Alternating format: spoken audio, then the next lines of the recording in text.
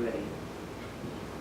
I mean, they have said that they sell liquor at these events, and they don't list the Sunday mimosas on here. So, I mean, I'm not sure that there's any question about whether they need a Class B license or not. They are selling alcohol, and you cannot do that without a Class B liquor license. So I don't see any ambiguity there. If you want to just state your name. Yeah, Joe Sincata, another parent at St. Robert. I dabble in this area of the law. And Attorney Baer, could I just give you a couple of thoughts to think about as I hear you speak? So, my perspective on this, the plain language, maybe for that term, of your ordinance is it doesn't require, in fact, it explicitly does not require to be open every day. It's a check in the system. So you have an establishment could be open once every 120 days and meet the statute, meet the ordinance. Now the point of that is not to say, oh, that's all we need to do. The point of that is to raise for you guys the presumption. And I would suggest, and Attorney Baer can comment, that it would not be appropriate to presume we have not met these criteria. And it seems like that's what you're kind of doing. In fact, the President seems already found that we haven't met them. I don't know what the basis for that would be, given the factual information presented is that we meet the criteria. But if you look at it from the standpoint of how it's drafted, the presumption is that a licensee is using their license. This can raise, this ordinance allows the body, the village, to look at certain instances and situations as a way to keep the licenses fresh, or perhaps, if they're not being used. But it seems to me you've got to have some basis to make that finding. And so I want to have you think about that, because if you're going to move forward, it's going to become that kind of complicated thing where I'm going to be arguing, look, we don't have the burden, you do, and then we're going to get into it. So think about that a little bit. The presumption is we're using it. The facts presented tonight are that we're using it. So I don't feel like there's a lot of room to say we haven't met those.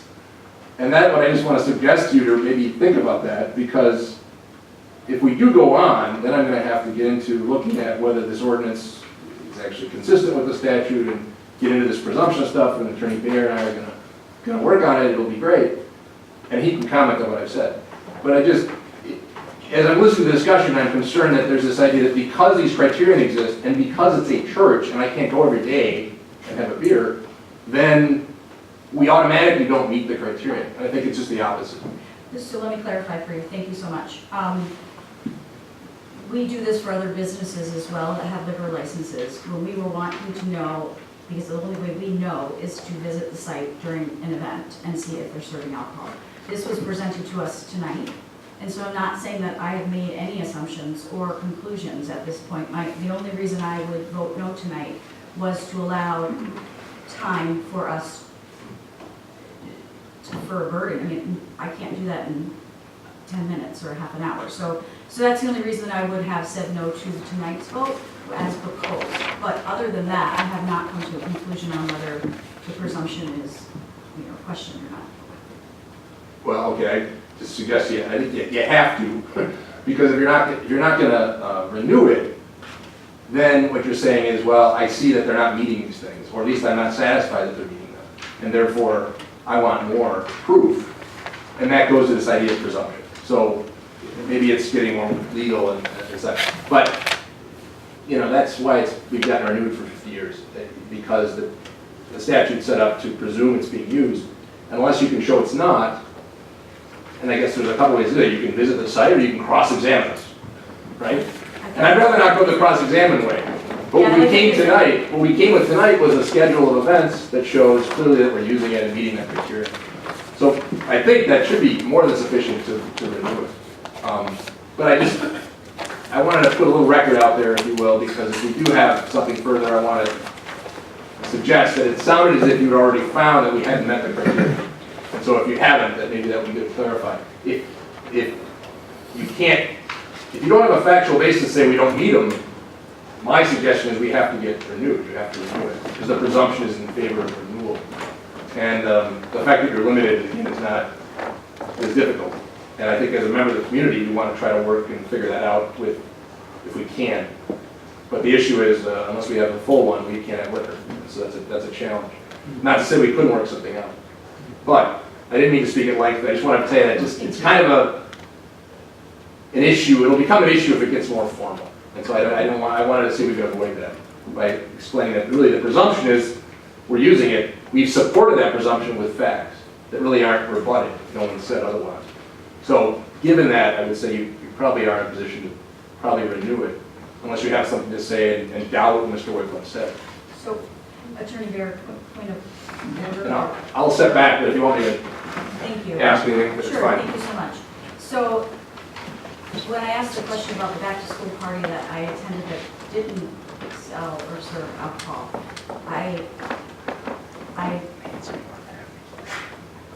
is that witness, I just, so that's what has some doubt in my mind, just because we just got this list. I don't know if that's legal or not, I don't really know.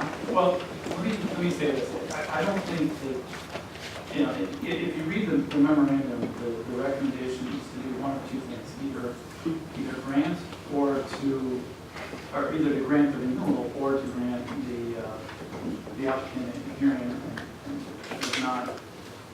is not a blanket denial. So there would be obviously due process. What I can tell you is, I'm just looking at this, so we've got a calendar of events, St. Robert's County, event calendar, January, February, March, April, looks like there's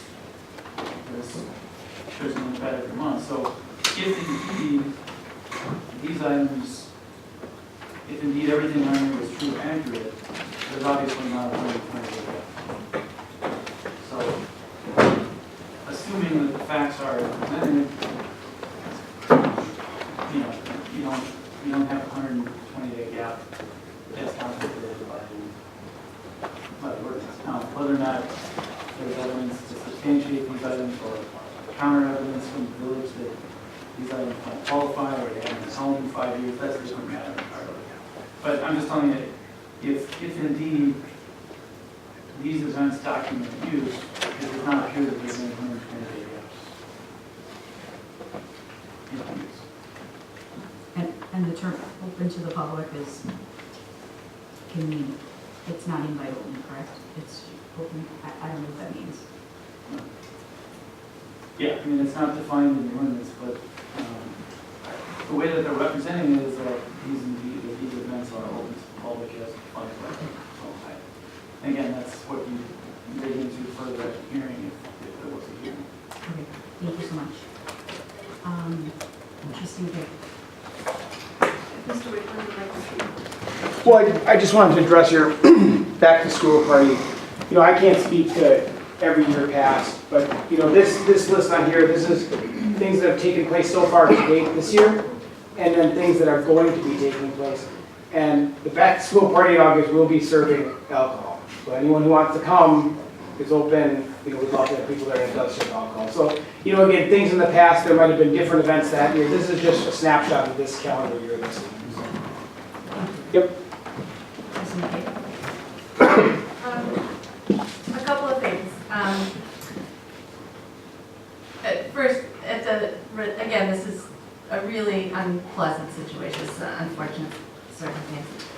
So, and I kind of heard a threat that we were going to get into it, you know, that it was going to get really, and you can ask my mom, I don't like being threatened, and certainly on behalf of the municipality, I really don't like being threatened. So I really am going to really ask some questions here.